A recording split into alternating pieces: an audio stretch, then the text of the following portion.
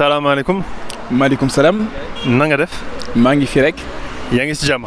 maa ngi si jàmm. yow noo tudd. Taïb laa tudd. Taïb Sarr. lan ngay def ci sa aduna. sport la defoon. benn sport équipe de France. taekwondo. taekwondo. sport de combat. yow jàmbaar nga quoi. ah jàmbaar bu baax laa. mais yow dégg nga olof.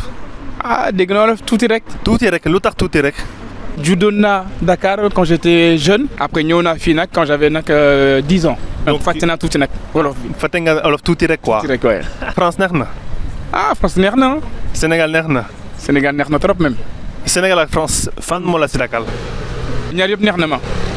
da nga bëgg a toog fii France wala après ëllëg da nga bëgg a dem Sénégal lan mooy sa bëgg-bëgg quoi. sama bëgg-bëgg mooy. waaw ñibbi.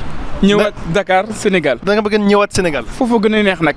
moo gën a neex. moo gën a neex. lan moo gën a neex foofu. ah soleil bi ceeb bi xooñ bi. ah c'est vrai que fii amul soleil bu bëri quoi amul naaj. dafa xaw a sedd.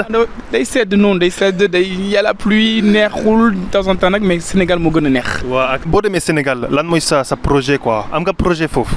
waaw bëggoon naa ñëwaat. waaw pour def ay acheter ay terrain noonu. waaw pour construire nag ay kër.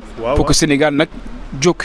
waaw comme ça nag ñu xool ko Sénégal neex na baax na. en tant que Français ñëw foofu nag di nu muy tudd di construire. tabax voilà.